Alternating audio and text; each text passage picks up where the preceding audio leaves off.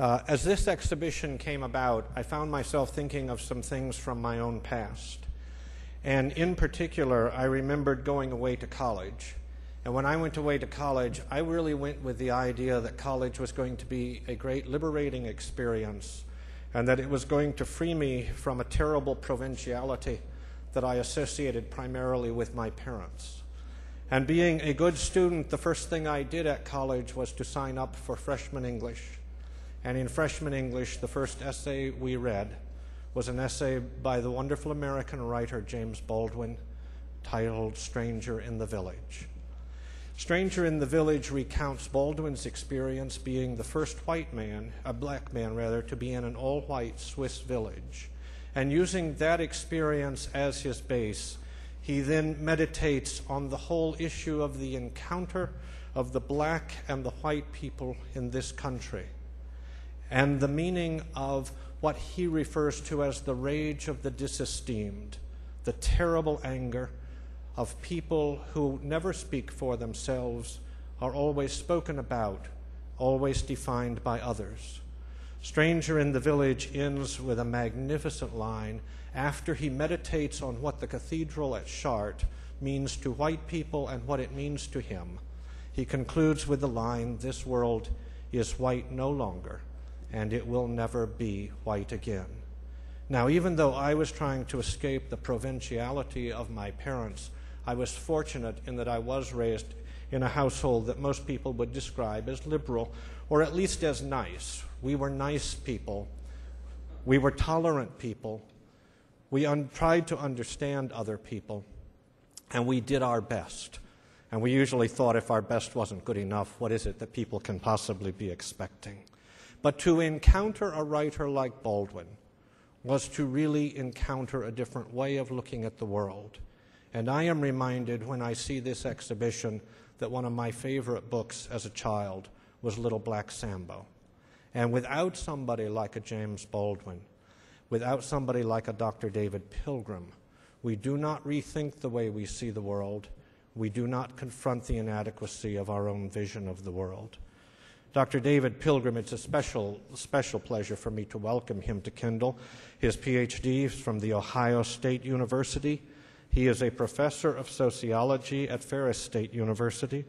He is best known as the founder and curator of the Jim Crow Museum of Racist Memorabilia, a 5,000-piece collection of racist artifacts, primarily but not exclusively from the early to mid-1900s. He is the co-creator of the museum's website. The website has been linked to hundreds of sites and resulted in Dr. Pilgrim's being interviewed by the New York Times, Washington Post, Detroit Free Press, Los Angeles Times, National Public Radio, and the British Broadcasting Network on issues related to race relations and racism. He produced the film Jim Crow's Museum, which won the Best Documentary Award at the 2004 Flint Film Festival. In 2004, Dr. Pilgrim created the 39-unit traveling exhibition Hateful Things to share the lessons of the Jim Crow Museum with a national audience.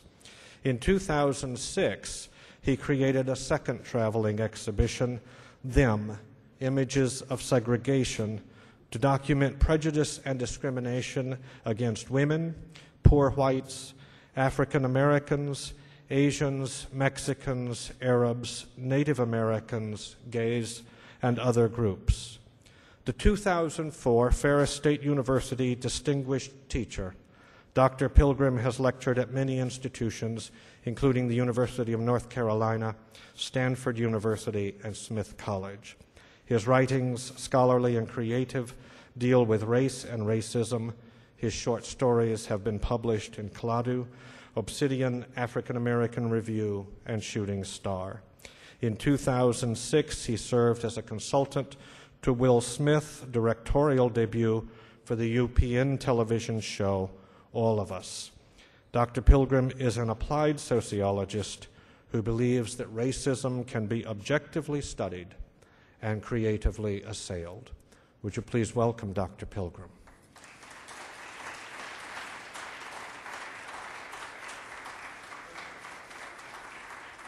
Thank you. Oh, wow, that's loud.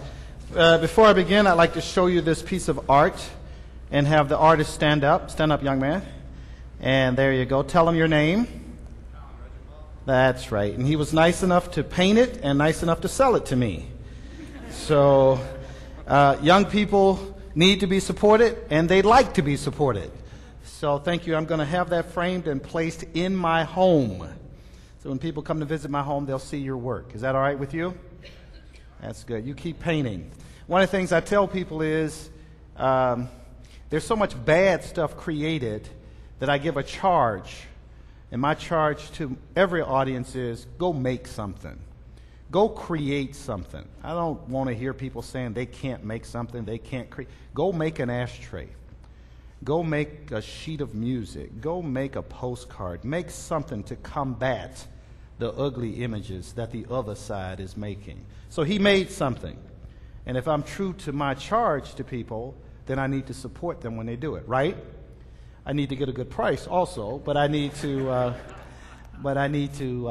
to support them. Well, thank you for inviting me to Kendall. This is wonderful.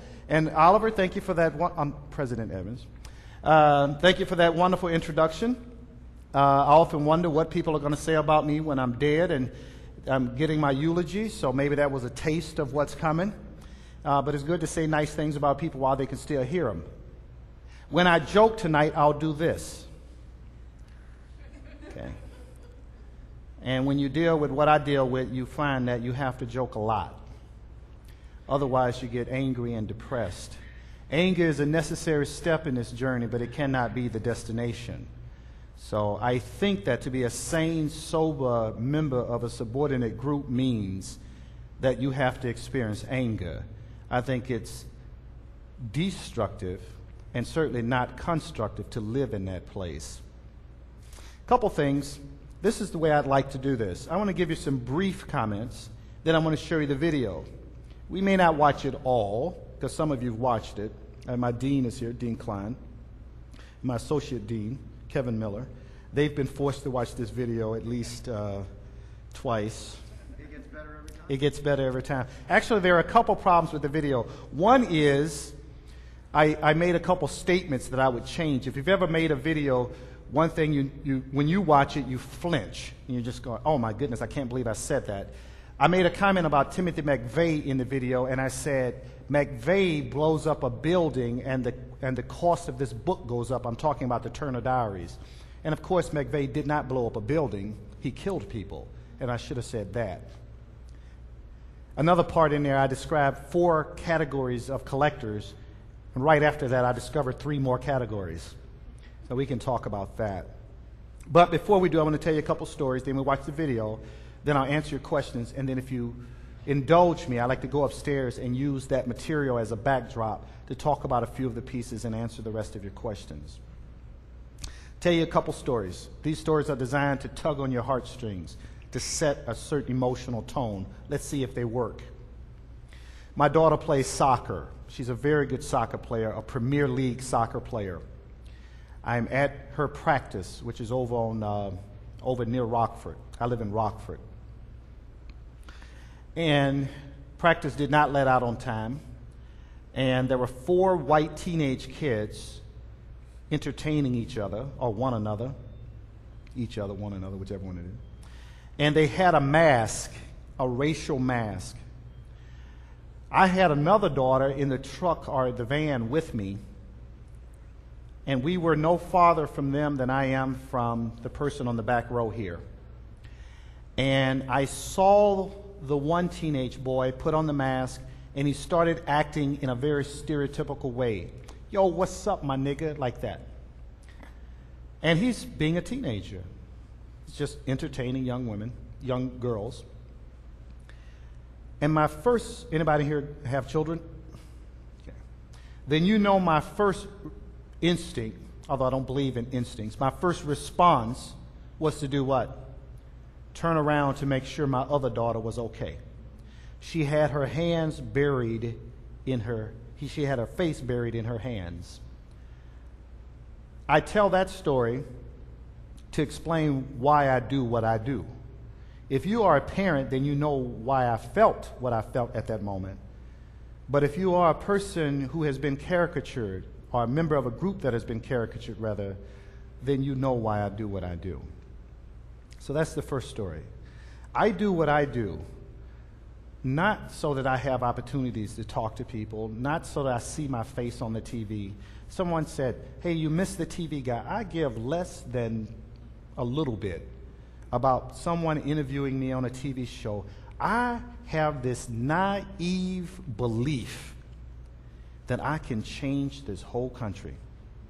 That is the most, that is arrogant, it's naive, it's silly, it's stupid. In my heart, I believe that I can talk people into being better about race.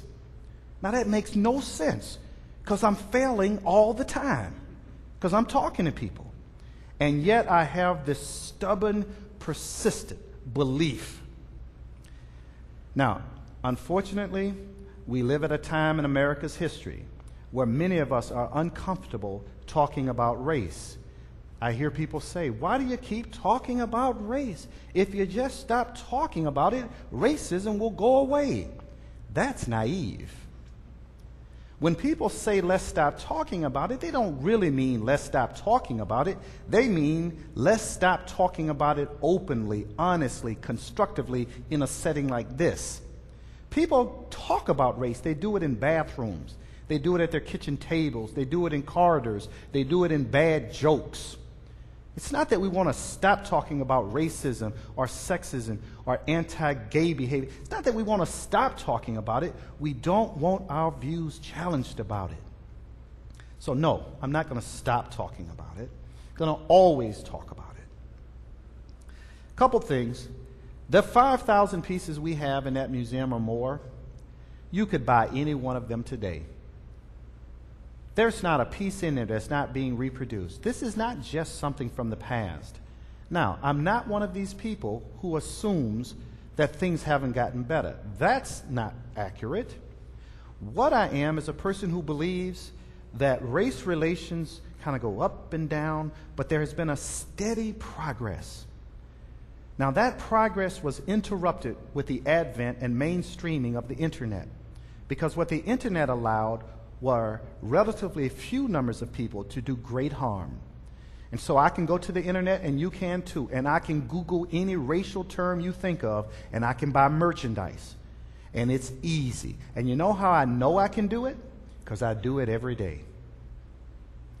Someone says to me, well, if you just stop buying this stuff, there'll be no market. Okay, again, that's not very smart. I am one person. 4, 5, 6, 700,000 people bought copies of Ghettopoly, the game that you see upstairs. I'm one. I don't like buying this stuff, and I consider myself a garbage man. I wrote an essay called The Garbage Man to try to explain why I collect the material. But I'm not the market. And unfortunately, the other 500,000 people that bought that game, they're not doing with it what I'm doing with it. Now, I assume you've heard Martin Luther King's metaphor, and I'd like to share that and then watch a little bit of the video. When Dr. King was imprisoned in the Birmingham jail, and by the way, that is one of the great public letters that you'll ever read, letter from Birmingham jail. When he was in there, and you have a lot of time to think when you're in jail, I've been told. It's true. I've been to jail. I was hoping people, I'm sorry, I had to do this thing right here. What he said while he was there was, if you really want to deal with racism, you have to treat it like what? A boil. Now, I don't know the scientific term for a boil, but I know what a boil is. I know that when you lance it, the pus that comes out is ugly. I know it's disgusting. I know when people used to get them when I was a kid growing up in Mobile, we gave them space. I know that that metaphor, as ugly as it is apt. We cannot deal with racism in a meaningful way. We cannot rid this nation of racism unless we deal with it in all of its ugliness. You don't put a Band-Aid on the boil. You don't put pants on the boil. You don't turn your back and say that boil is not there. I don't mean on this. I mean on the person's leg. You don't You don't do any of that. What you do is, if you're serious, you lance it. That's what I've tried to do, is to show the boil. Now, two things, and then we'll start the video. One is, I do not just focus my attention on anti-black discrimination. That was our first charge. But you know, people would come into the actual Jim Crow Museum and they would say, you say you oppose racism, and yet you only have items that defame African Americans. Isn't it the case that there has been discrimination against the Irish and Italians and Poles and Jews and Mexicans and the indigenous people and gays and all these other groups? And my answer would be yes. But this is a Jim Crow museum. You wouldn't go to the Holocaust Center and ask, where's the anti-Italian stuff? It makes no sense to do this. And for a long time, that kind of flip, clever answer, it did not register right with me. And the more I read about Dr. King, it was inevitable that I would read him saying this, that injustice anywhere is a threat, what? To justice everywhere. So although that was not our original charge to deal with other forms of subjugation, the reality is we can do it. We have the wherewithal to do it. We have the skills to do it. And I think it's what Dr. King would be doing. Toward that end, I have begun collecting items that defame other groups. The other positive thing will be I'll get different hate mail, because the hate mail I get now is boring, it's uncreative, there's only so many ways you can call me a red nigger, and then you have to move on. So this will give me new hate mail. Okay, I'll do that. I didn't want to do it, but you forced that one out of me.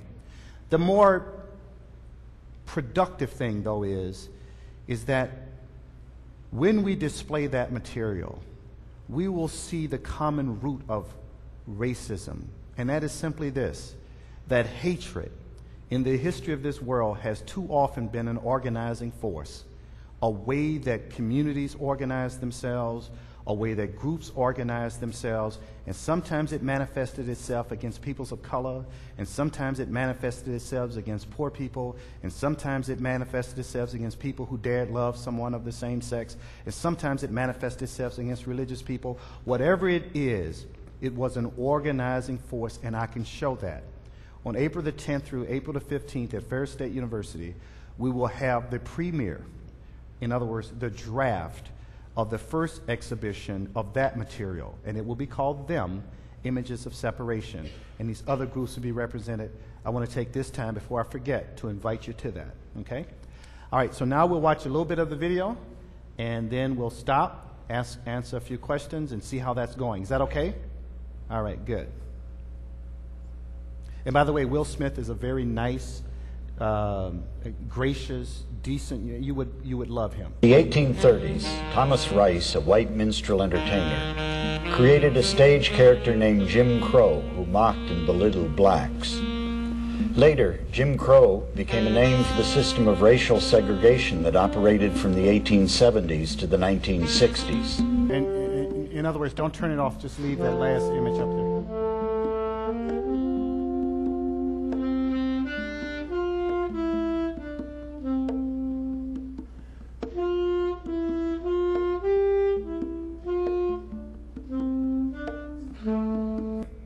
Can you go back like one? Well, that's going to be hard, isn't it? I want you to see she's such a beautiful child. What? Not that far. In the 1830s, unfortunately, we have to watch the whole thing all over again. again. Minstrel entertainer, that's okay. Don't worry about it. Created a stage character named Jim Crow. I just wanted you to see her, and my story for that, and then Later, we'll take questions.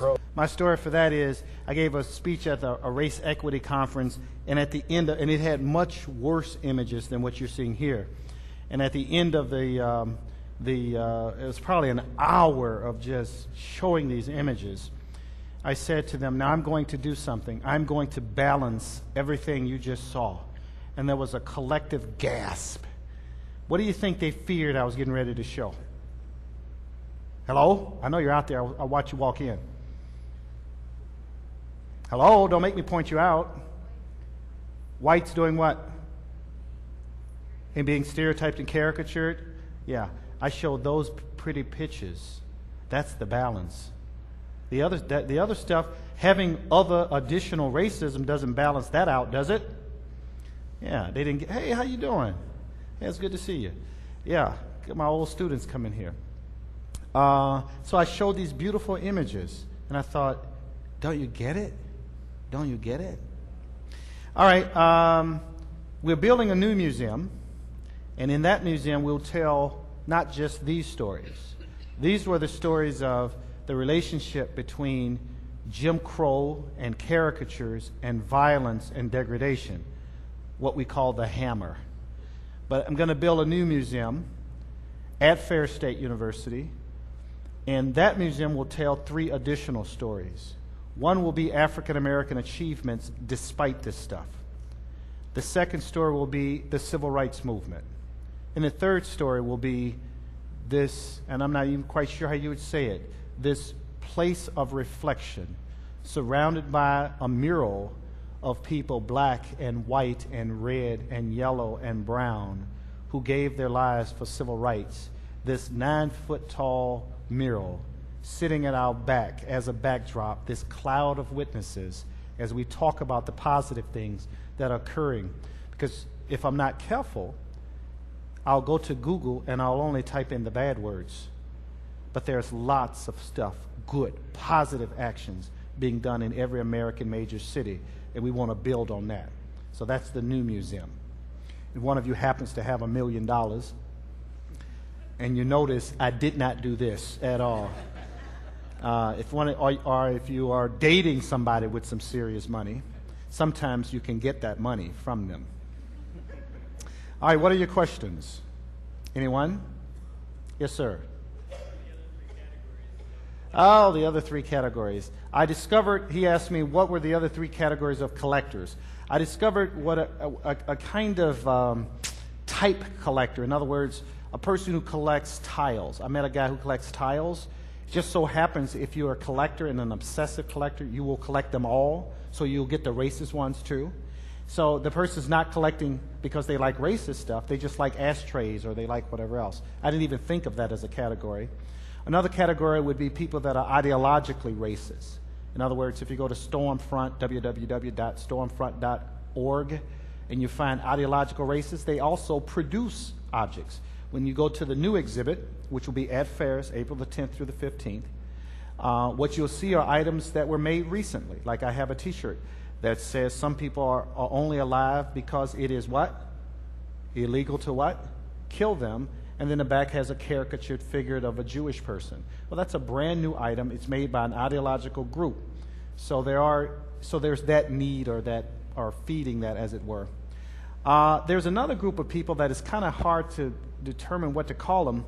These are people that collect what you might call sick memorabilia.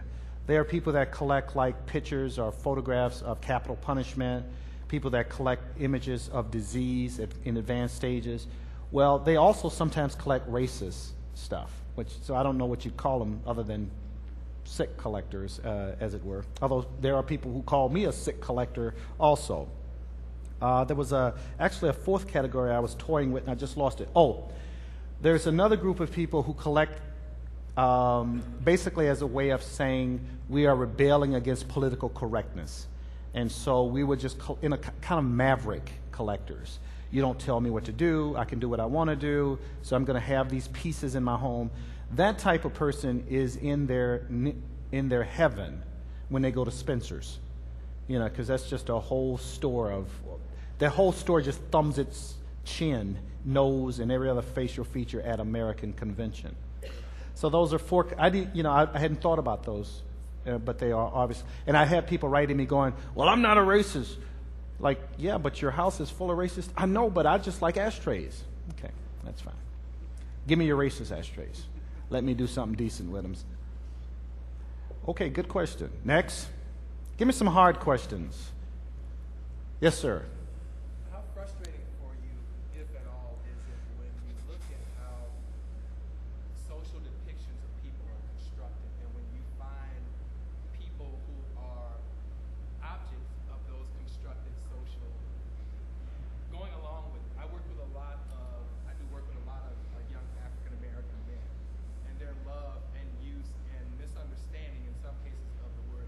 Mhm. throw it about quite loosely. Mhm. And I find it a constant challenge to try and imbue some sense of concern or regard outside of themselves Mhm. for the cloaked use of that word. So I want to know, in your work, do you often find yourself frustrated Mhm. with people who act as agents in their own demise in Mhm. that situation, and how do you handle that? Well, again, the whole purpose of the museum is to create dialogue. I mean, that's why we have the room, so that we can have the kind of conversations that you're already having. And the objects facilitate that conversation. So if I have especially young black men come in, these are some of the kind of conversations we have. Let's look at so-called gangster rap. Let me ask you a question. Is it possible that that's a modern morphing of old minstrel shows? Okay, a lot of middle-class kids getting up there playing the stage persona, playing the buffoon, playing the coon, playing whatever else. So we start talking like that. We talk about things like the dozens, playing the dozens. Everybody familiar with the dozens? This kind of public insult game. And I say to them, you know, Africans and their American descendants have long traditions of public, a kind of verbal battles, as it were. But let me ask you about those battles. What are the three big insults? You so what? You so black, you so fat, you so ugly, or your mama, or whatever, right? And so we talk about, why would it be an insult, you so black? Okay? Why would that be an insult for another black person to say you so black? So we start talking like this. Then we talk about, I'll give you one other case, we talk about the brute caricature. At one time in the United States, the brute caricature did not exist. It was non-existent. It would have made no sense during slavery to have in literature this image of a black who was a threat to society, because you wouldn't want to have a kind of self-fulfilling prophecy deal.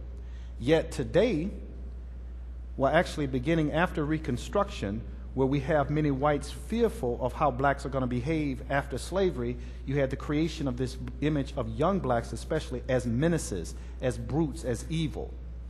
Now, skip from the 1870s to the present, now we have a situation where many young black men, especially entertainers, feel they must present themselves either as coon or brute in order to be successful, while at the same time, again, validating those stereotypes. Well, what my job is to stop the world just long enough to have that conversation with somebody. I want to create that David Chappelle moment. I want to recreate that with other people, where he has an epiphany, where when he's playing the coon and he looks over and hears laughter, and then he says to himself, now he's 50 million in before he gets the epiphany, but where he says to himself, you know, my goodness, I'm actually acting the buffoon. I'm acting a coon. I'm reinforcing this stereotype that many whites have of blacks. Should I be doing this? And so, yes, it is frustrating, but I try to, as much as possible, not allow personal issues, like if I haven't been angry in a long time about this, but I went through my periods, I haven't been frustrated for long. I try to deal with that before I'm dealing with people, so that when I'm talking to them, I'm dealing with what's going on with them. And so when I'm dealing with young people, I try to divorce myself from frustration, although I'm a human, so you don't totally do it, but just try to sit down and say, all right, now, this is what a buffoon was with Step and Fetch It. Watch the way he's acting. Now, do you want to act like that? Do you see how you're acting? I look at the Jezebel image of black women as hypersexual, one-dimensional whores, and I look at that in history, and then I look at modern MTV portrayals, and I say, do you see the line, the continuum there? Because what my job is to show. It's just to show. That's all. Just like the old messengers that we used to kill years ago when they came with the bad news. Mine is to create a context where I can show it, and then I can say to them, now, do you see the link between those things? But yeah, it is frustrating. It is frustrating. If all I knew about black people was what I saw black people doing on TV, I wouldn't want one living next door to me. And that's what caricatures are. You know? I mean, that becomes the justification, these images, for not letting black people vote in the 1930s, 40s, and 50s. This is propaganda. And you're right, sometimes the propaganda, just like in the Jewish Holocaust, where you had some people who bought into their subjugation, sometimes a real big part of the problem is people internalizing it and then expressing it and not seeing it. I'll give you one last thing, and I'll get another question from that. At that show that I did with Will Smith, at the end of it, we have about 50 images from the museum. And this is not your typical sitcom where you stick this stuff up at the end of a sitcom. We showed that to an audience. And the audience was mainly young people. And horror of horrors, they started laughing. Now, they laughed for like the first 15 images. These are black kids, white kids, Asian kids, whatever. They started laughing. And then at a certain point, they stopped laughing. And I think that there's a lesson in there. There are layers of lessons in there. So yes, it is frustrating. Yes? There are study guides to help high school students understand the Jewish Holocaust. Mm-hmm. What material is out there for educators in reference to these issues? Okay. Actually, PBS has a wonderful website which has contextualized this in literally as lesson plans for like 5th grade, 6th grade, whatever, but also that has contextualized it in a more general sense for college people. In other words, you can go in as a teacher and mix and match. Also, teachinghistory.org has a set of wonderful lesson plans. I'm proud to say that they use some of the essays that we have, but they also use our material for that. There's a multi-purpose, whatever site that's, I just lost the name of it. Oh, tolerance.org, which is both a civil rights site, but also an educational site. They also have lesson plans on how to contextualize this. The one thing we do with the material is that if you visit our website, and if you ever forget the address, just go to Google and type in Jim Crow Museum, it'll pull up. The one thing we do is we have essays that go for each of the caricatures. Also, we've started publishing letters to the editor, letters to the Jim Crow Museum, which oftentimes are very insightful, people writing in. We also have a question of the month, as it were. Among the other things I've been meaning to do was to create our own lesson plans for the college level. We have teachers. I think we have about 20, 25 instructors at Ferris who have incorporated this material into their classrooms. Many of them have their own individual plans. I need to start putting some of that on the web, work through the intellectual property rights stuff and put some of that on the web. But it is out there. It is out there. If I just had to start with one of them, I'd probably start with teachinghistory.org, because I think now I'm being subjective, but now I like the way they do their lesson plans. If I can follow up with one other question. My working with teenagers today, the important thing is that they have heroes, people they can look up to, people that they can emulate. And I was talking to some of my colleagues about this issue, and who is really out there today that, other than your sports heroes that are so far distant, your people in Hollywood entertainment that are so far distant, the people today that are young, black children can really look up to? Well, I'm assuming they don't need just to look up to young people themselves. So in other words, the person they look up to can be older. This is a great question. You're almost being a straight man for me in the sense that I just left the Black Man think tank in South Bend, and for the first time in probably 20 years gave a speech on that was just positive. It felt so good. I mean, no, I'm serious. It just felt good. And so don't make me give you that speech right now. But some of the people that I mentioned, Gordon Parks, who I think is one of America's great Renaissance people.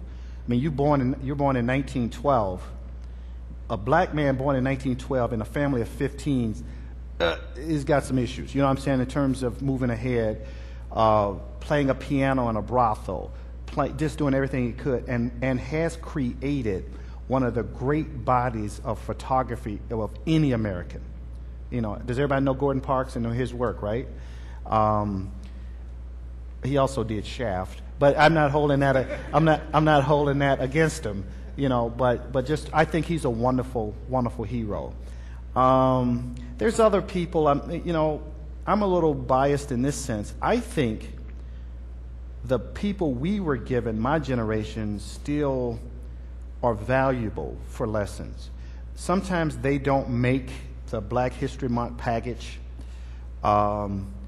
But I like Satchel Paige, who I think had every opportunity to be bitter, would have been arguably a Hall of Famer in every sense of the term, was a wonderful human being, and by the way, a great philosopher, right? I mean, if you're going to pray when the sun is shining, pray when it's raining. I mean, that's an axiom for life right there, right? I think that when you look at people like that and tell those stories, those are good. I think African Americans and some other communities stopped telling those stories. I think we had a disconnect with those stories. So I don't know that we need so much. I think it is good to have some younger people they can relate to. A young man that I respect a great deal is Kevin Johnson, who used to play basketball for the Phoenix Suns. His life has been a life about philanthropy. His life has been one about civil rights. I look at Dunn, the running back for the Warwick Dunn, the running back for the Atlanta Falcons, whose mother was killed as a police officer, who has dedicated his entire life to uplifting not just African American people, but poor people of all stripes and the like. He's a wonderful athlete, but I know him primarily as someone who is a decent person, you know. So I think there are some current people that they could relate to. But again, I'm a little prejudiced. Let me tell you a quick story and you'll see what I mean. You know about George Washington Carver what you know about George Washington Carver. Let me tell you the story I was told about George Washington Carver. That when he was an infant, he was kidnapped. Now, that's in all the history books. That his mother was killed and that he was mutilated. Now, you'll find that in some historical texts if you read closely enough. Now, if you look at his body, and I'm being ginger when I say this, if you look at his body, you're looking for the mutilation, you can't find it. You see where I'm going with this? Okay. Now, you know what I was told as a child, how he was mutilated, right? Is everybody following me, or do I have to be more specific? Okay, good. The fact that that man lived his life accomplishing what he did, the fact that he literally changed so much about America, his humility, his humbleness, his steadfast faith and all speak to him being a better man than I can ever be. That's the way that story was, that if he can be a man, despite what he went through, you got no excuses. See what I'm saying? That's the way stories were told to us. I give you a story that I tell my kids. I show them 10 pictures of Malcolm X. And I say, what do all those pictures have in common? Nobody ever gets this, too. I put them up there, you won't get it. Because it's a kind of a simplistic kind of thing that I'm looking for. In all those pictures, he has what? Eyeglasses on. In every one of those pictures. Now, if you look at a before prison picture, you know, back when he was Detroit Red, hanging out with St. Louis Red, by the way, Red Fox. Isn't that interesting? They were good friends. Can you imagine some of those conversations between Red Fox and Malcolm X? Anyway, but that's also good because we don't think of Malcolm X as having a sense of humor, do we? That's right. And I know Red Fox had him laying on the ground laughing a lot. Anyway, when he emerged from prison, he emerged barely able to see. What happened in prison? What happened in prison was that the prison guard was so mean that he put up cardboard. Remember the old books? He put cardboard up over the window of the cell so the light from the hall couldn't get in. So Malcolm had to get on his knees, and there's a metaphor there. He had to get on his knees to read from the light that got in under the door. His eyes got weak. So I say to young brothers, don't wear an X on your head if you believe going to a library means you trying to be white. That's self-hatred and self-loathing, and it's dishonoring Malcolm. See, that's the way I tell a story. See, but now you got to get serious when you tell stories. Why can't we have happy stories? The point is that tell the stories that reach. All the stories we were told were parables. They were parables. They were stories about courage. They were stories about overcoming obstacles. They were stories about you have got to reach down. See, what people interpret as arrogant among people like Cornel West and all these other folks is really not arrogance. What it is them responding to the stories they were told as children. You can't be stopped. But now, who tells those stories? Yeah, no one's telling those stories. So that's what I mean. I take the old people, but tell the story the right way. You know, take what's the psychologist used to be on the Cosby Show? Poussin. Take Poussin. When he used to go home, he had to step over his brother, pull the needle out of his arm to get in his house. And have a Poussin look at his life. That's not to say there aren't obstacles, but the way stories were told to me is that you accomplish despite the obstacles. You don't add to the obstacles, as it were. I don't know if that answers the question. Yes, ma'am.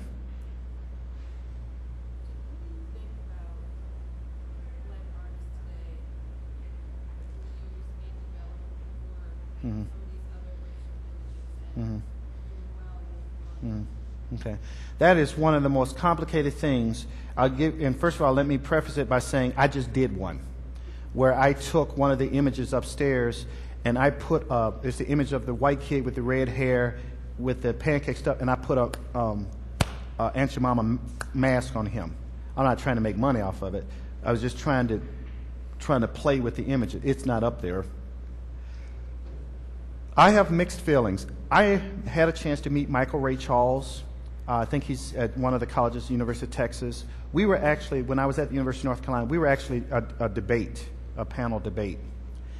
And this is the problem I have with his work.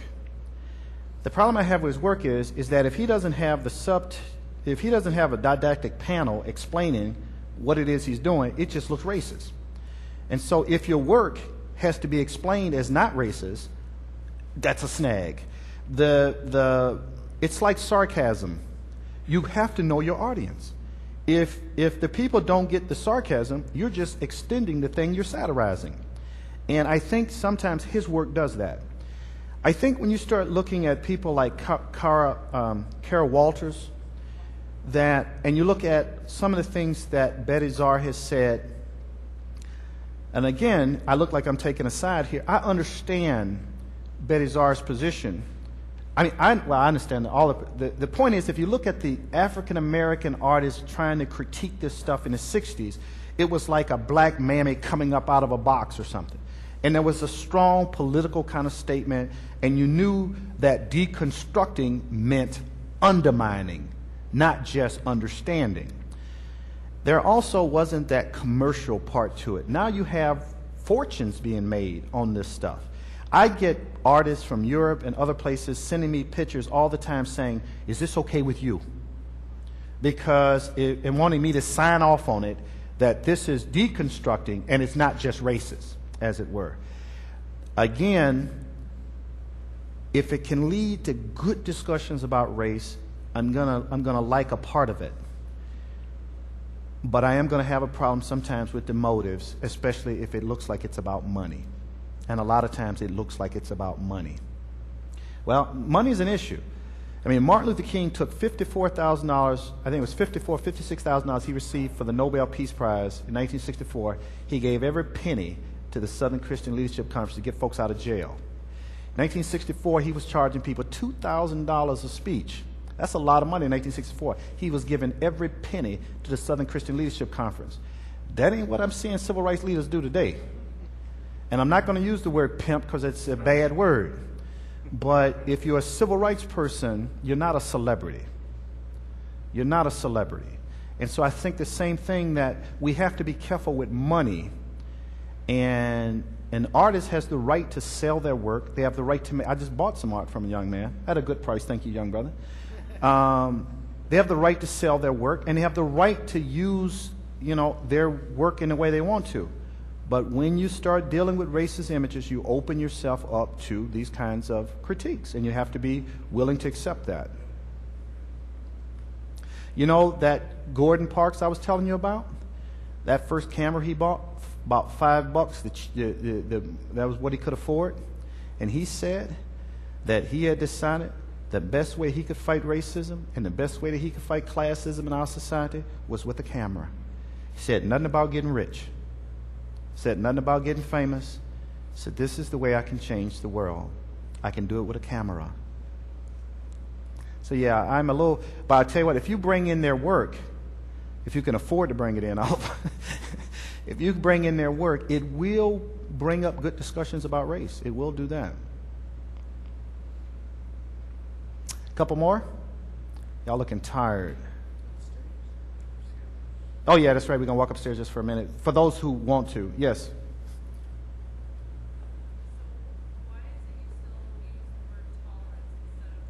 Oh, hit me with the old, why you still using the word tolerance there? Again, I got to tell you this. I'm going to be giving a talk, and it's called Beyond Tolerance is the name of the conference, and he invited me. And my first line is, why do you invite me? Why do you invite me? So my answer is going to be this right here. You have to fertilize the ground to get where you want to go. In order for us to get to acceptance, we don't just get there. My role in this whole process is to get them ready. The people I'm dealing with, not ready to skip to egalitarianism and non-judgmental acceptance and all the other stuff we're trying to, they're not ready for that. You listen to the conversations that people are having in that museum with me, tolerance is a huge step for them. And so I do what it is I can do. And what it is a part of a bigger thing. You understand what I mean? I can't do, I recognized early on when I first started, because I was going to like make people born again lovers of everybody. You know, I was going to do the whole thing. It's going to be like Saul becoming Paul. And except there's no lightning coming from the heavens. No. And there's no names being changed. There's nobody being blinded and knocked down and having their eyes opened after 3 days of communing with the Holy Spirit and the apostles. That ain't happening. What I'm finding and what I found was some deeply held convictions and beliefs that black folks weren't the same, that brown people weren't the same, that red people weren't the same.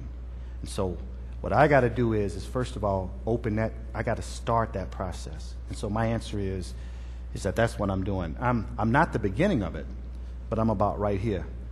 But we can't do all things. I don't know, does that sound satisfactory, or should I keep working on that answer? Okay. Yes? I've got two questions. The first one is, I was looking on the internet just the other day, and they were saying that the original purpose for the black jockeys with the light on was for the Underground Railroad train. I'm just wondering, is that true, or did that perception change, or well, how do you feel about it now? How do I feel about the lawn jockey? I hate lawn jockeys. There's two different questions. The first one is, how did it come into existence? I've been in 2 or 3 African-American museums where they tell that George Washington story, that there was a black guy who, Jocko, who froze to death holding a lantern, and that George Washington, to honor him, kind of, I don't say he created the lawn jockey, but he wanted to honor him, and so that's where it came from. I don't know if that happened or not. I mean, so much of history is lost in the heat pile. My feeling would be that's not true. I don't doubt that he had a black guy out there holding a thing. That's a fact. I'm doubting that that's where that came from. I also know that at the turn of the century, not this century, the previous century, that blacks dominated the Kentucky Derby. They dominated all the horse races. The reason was because it's like when you see these things, it says, blacks won the Kentucky Derby and jockey and such. The only people in the race for many years were blacks. So they had to win. And so the blacks got identified with horse racing. Then this kind of color band came along and took the black jockeys off of horses. And it would be years before they would get back on the horses. So then that would account for like the jockey outfit, though, as it were. About the Underground Railroad, I know for a fact that in some cases, I don't know how universal this was, in some cases, a lawn jockey or some other lawn wart, that's just anything you put in your yard, lawn wart was used to signal people. So there is no doubt that in some cases a red handkerchief placed, like for example on his arm, meant that you can't not stop tonight, it's not safe. Or that a green one placed above the head meant something. But there were many, many ways that runaway slaves were signaled. Let's skip a little bit forward. Certainly by the time we get to the 1940s, 1950s, and 1960s, the meanings attached to the lawn jacket have nothing to do with George Washington, nothing to do with horse racing, and nothing to do with the Underground Railroad, and everything to do with having a public symbol of humiliation toward black people. And then you had the whitewash. You've seen how people paint them white and the like, and then paint them in other ways and all. So that has become today. See, let's face facts. Meanings change, right? Meanings evolve. And I think you could do a wonderful history of race and attitudes about race just looking at the lawn jacket and its kind of evolution. But when you put Clarence Thomas dressed in a lawn jockey outfit on the cover of Esquire magazine, you don't mean it as a compliment. That's a black magazine, right? Yeah, Esquire. It was Essence. Emerge. Thank you, bro. Emerge. When you put him up there like that, that's not meant as a compliment. That's meant to say something very negative about him, right? And that's what that has come to mean. I think what I'll do now, because I see some of you have that look like home is a beautiful place and food is good and all these other things. I'll respect that. But for those of you that want to go upstairs and ask questions, what I would like to do, if I had at least a little while, I respect your time though, is to like point to a couple of the pieces, and if someone had a question about a piece or something, you can ask me and I could kind of say, well, this is how I got this, and this is, and I'll try to have shorter answers, as it were. So, but for those of you that won't go up there with us, thank you for coming out. I'd like to thank President Evans for inviting me out, and Sarah here, who did a wonderful job. I'm not done yet, by the way. I'm simply saying that I'm going to go upstairs and I'm going to do that whole thing. Wisdom is the principal thing, therefore get wisdom. And with all that understanding, knowledge is whatever. We'll go upstairs. All right, so anyway, thank you.